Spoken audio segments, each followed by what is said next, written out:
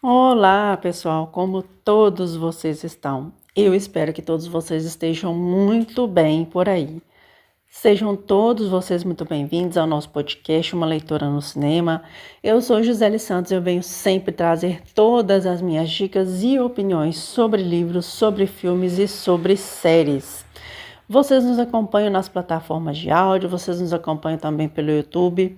Eu agradeço a todos vocês que têm nos acompanhado nos últimos vídeos, nos últimos episódios. A companhia de vocês é maravilhosa e eu agradeço muito a todos vocês que têm nos acompanhado, porque vocês são extremamente importantes aqui pra gente. Bom, então a gente vai finalizar a nossa quinta temporada hoje com a análise dessa série que aí nos cobriu 10 semanas, né? Em que nós viemos aqui todos os domingos trazer as nossas indicações para vocês, falando sobre cada um dos episódios. Então agora vamos à análise completa da segunda temporada da série Ruptura, que terminou na última sexta-feira, né? E agora a gente vai fazer uma explanação geral mesmo de tudo que aconteceu nessa segunda temporada. Sempre quando a gente vem trazer a nossa cobertura de séries e também a nossa análise, sempre a gente traz spoilers com relação à temporada, com relação aos episódios. A gente sempre faz isso porque para a gente ter mais liberdade também para poder falar sobre as temporadas, né? Já quando a gente vai falar sobre a série no episódio comum do podcast, ali a gente dá uma explanação geral, mas a gente não dá os spoilers, somente nos vídeos mais especiais que a gente dá uma aprofundadinha com relação aos episódios. Então, recadinhos falados, né? Vamos falar sobre a temporada completa. Se a gente for pensar bem, essa temporada é uma temporada um pouco mais fechada do que com relação à primeira temporada. Porque lá, quando finaliza a primeira temporada, primeiro a gente entende que tem essa empresa com esse processo em que dá essa, digamos, divisão entre o seu eu interno e o seu eu externo. Durante a segunda temporada, a gente começa a entender mais sobre o processo de ruptura.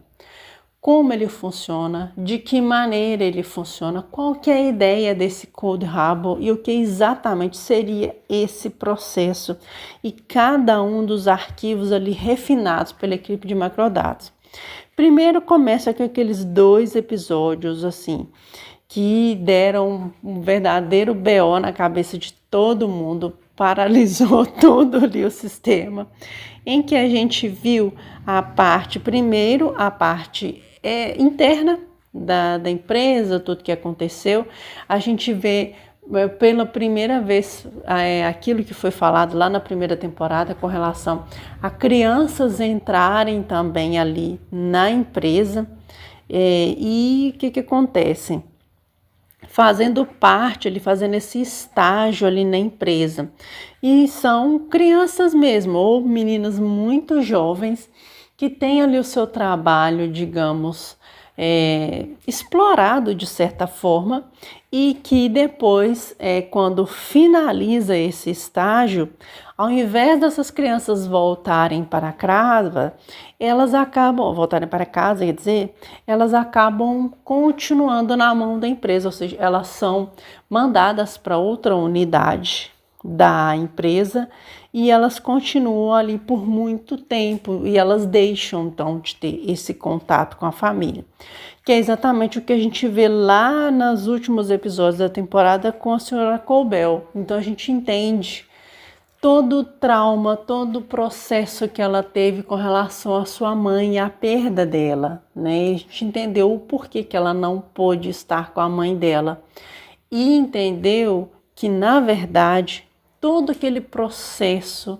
de toda aquela incubação, de todo esse processo que é a senhora Colbell ali durante a primeira temporada que a gente viu, se passou exatamente primeiro pela tia. A tia era funcionária da empresa, a mãe dela não concordando de jeito nenhum com tudo aquilo, mas que depois ela acabou meio que se inteirando dessa, digamos, seita chamada empresa, né, ou seita chamada Kiriga, e dentro muito dessa questão dos 4 fundamentos e o ser humano conseguindo se autocontrolar e se conseguindo ele mesmo manipular tudo que estava dentro do seu procedimento total, ou seja, a sua vida era toda de acordo com aquilo que o ser humano acreditava que ele era na sua essência, ou seja, o ser humano ele controlaria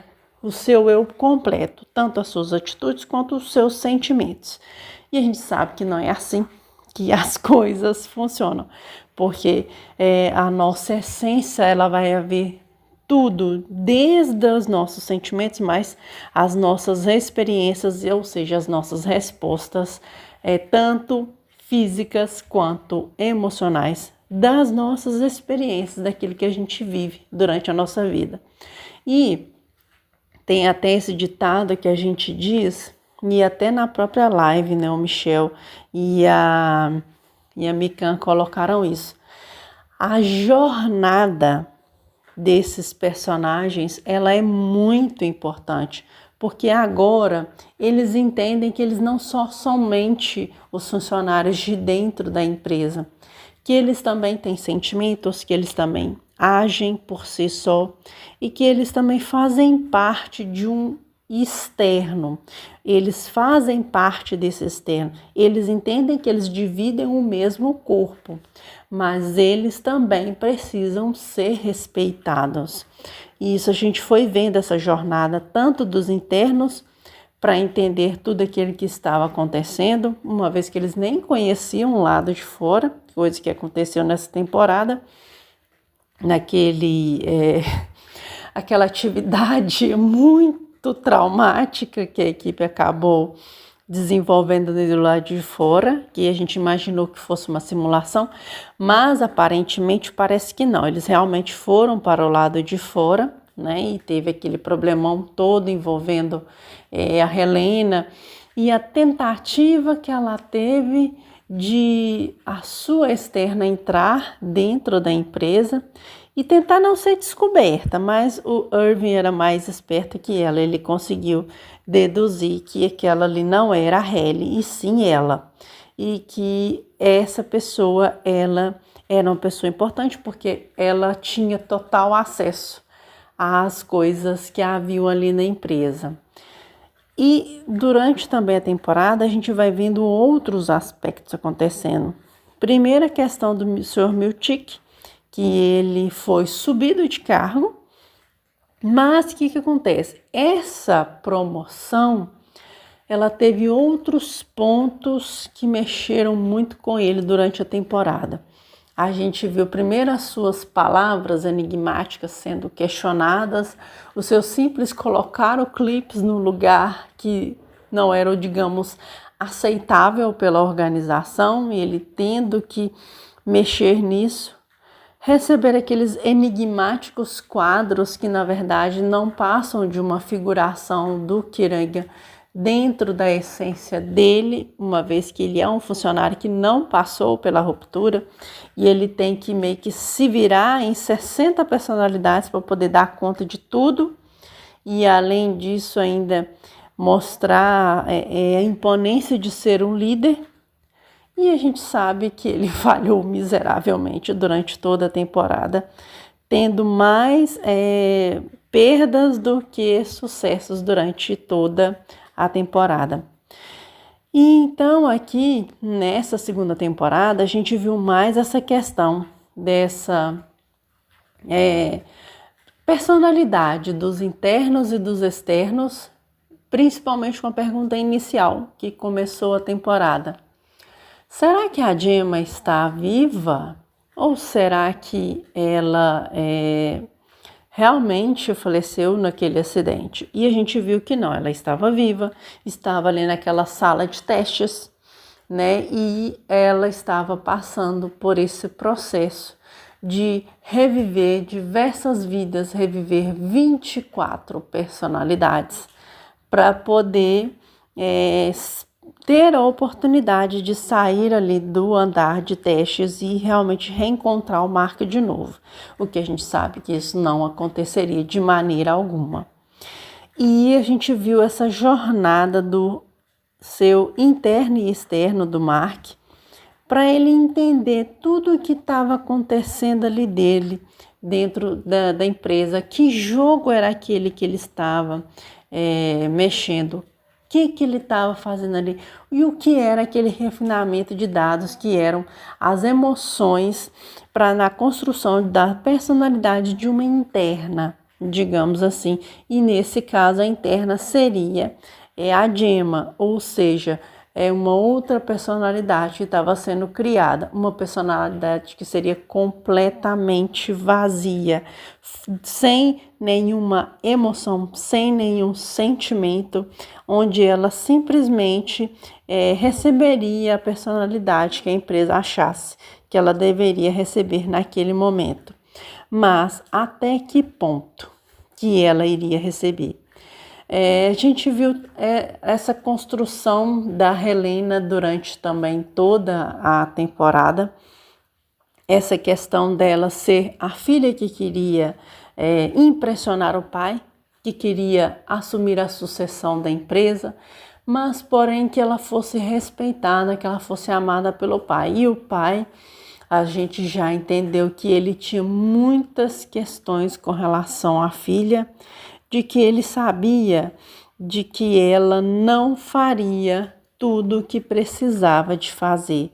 Ele achava que a filha era fraca, por isso ele diz ali no último episódio que ele não gostava dela, que na sua infância ele via o Kira nela, toda aquela força, toda aquela tempestualidade que ele tinha, mas com aquela questão do domínio dos 4 elementos, né, dos 4 sentimentos, e que ela conseguiria ser uma pessoa não falha, digamos assim, o que ele achou que ela teria, ele entendendo que a filha era mais falha do que ele pensava. Então, eu acredito que ela foi para esse processo, para ela tentar ser uma versão melhor para o pai dela, e ela mesma sentir na pele essa questão, não, olha, eu sou a filha e eu passei pelo processo de ruptura e é assim que é o processo, e que deu tudo errado num lado. Mas no outro processo, ela entendeu que a sua interna, apesar de ser uma ameaça, como ela mesma sempre disse durante toda a temporada, ela era fascinante, porque ela era uma mulher destemida, ela não tinha medo de dizer o que sentia, ela não se sentia presa como a sua versão real se sentia. Então ela começou a ter um certo ódio / fascínio pela sua interna. E aí ela quis, então, ela mesma entrar lá dentro como ela mesma e passar por esse processo de interação com os internos. O que ela não contava é que o Irving ia ver que ela não era interna e que ele iria confrontá-la, como ele confrontou ela lá naquele local ali à parte, naquela atividade externa. E a gente foi vendo essas camadas dela durante toda a temporada. E o que vai acontecer com ela agora? Será mesmo que ela vai ser a próxima cobaia ali da sala de testes? Isso pode acontecer também. É o que a gente tem falado aí nas últimas semanas também. E alguns criadores de conteúdo têm levantado essa hipótese. E é uma possibilidade de acontecer. Um outro personagem que a gente viu de muito interesse nessa temporada foi o Dylan, porque a gente viu que ele tinha aquela família do lado de fora, o seu interno ficou impressionado dele ter uma família, e olha, eu tenho filho, que bonitinho. E essa possibilidade desse contato com o seu interno e o seu externo, fizeram ele ficar animado com essa experiência. O que ele não contava de saber mais do seu externo, saber como era a vida dele, que ele deveria ser um cara interessante, que ele deveria ter experiências muito interessantes. E ele percebeu, através da esposa do seu externo, de que ele era um cara muito inseguro, cara muito comum, e que ele não tinha toda a iniciativa que ele tinha, e que esse era o motivo, inicialmente, pelo qual a Gretchen acabava se apaixonando por ele quando eles haviam se conhecido há muito tempo. E que agora ela estava experimentando esse sentimento pelo seu interno, e o caboclo interno teve esse contraponto com ela, de que ele também gostou dela, e que ela queria que o seu externo tivesse essa sensação e ela não tinha, ele já estava mais distante, mais apático, né? E relações acontecem muito, essas relações de longo tempo, né? E às vezes acontece esse distanciamento mesmo. O que eles não contavam é que eles fossem realmente gostar um do outro e que o seu seu externo, quer dizer, não gostaria de ver essa experiência acontecer, tanto que teve, né, os contrapontos que tivemos durante toda a temporada. E o Irving, a gente viu esse fechamento da história dele até certo momento, de que ele teve sim aquele relacionamento com o Burt dentro da temporada, né? Na primeira temporada a gente viu isso, e ele acaba conhecendo o seu lado externo. O seu externo fez umas investigações e tudo mais, que no início o seu interno não havia entendido, mas com a demissão, né, que aconteceu no 4º episódio, agora ele era o seu externo apenas, e aí ele tem um novo tipo de encontro com o Burt e o seu atual esposo, né? E que ele então entende e ele acaba descobrindo que na verdade o Burt, ele passou pelo processo de ruptura e que ele teve uma experiência onde ele imaginou que ele teria a possibilidade dele ser um cara inocente, porque na verdade a função do Burt era levar as pessoas que estavam corrompendo o processo da aluna nas suas experiências e até mesmo no processo de ruptura, para que eles fossem eliminados. Então ele queria ser uma pessoa inocente. Uma vez que o pastor na igreja que ele foi havia falado que os internos também teriam alma e que eles não seriam julgados por causa dos atos dos seus externos.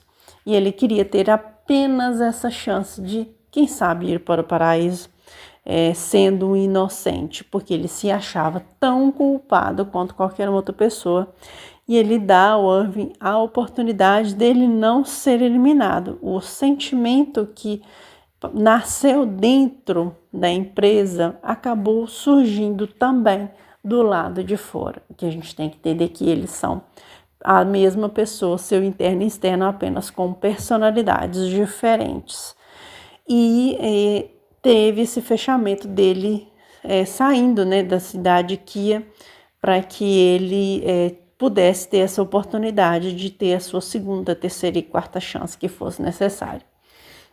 Na minha opinião, uma temporada muito interessante, com aspectos muito positivos, algumas pontas soltas, por exemplo, com quem o Irving estava falando, essa questão de que teve muitas coisas ali acontecendo na temporada. A gente viu o relacionamento do Mark e da Gemma, como ele surgiu, a gente viu os traumas da senhora Colbell também, foram muito interessantes. A própria senhora Huang, a senhorita Huang também, que entrou na temporada como aquela criança ali que estava trabalhando processo, e que todo mundo se incomodou com ela. Falei, gente, ela é uma menina, ela é uma criança, o que ela está fazendo ali?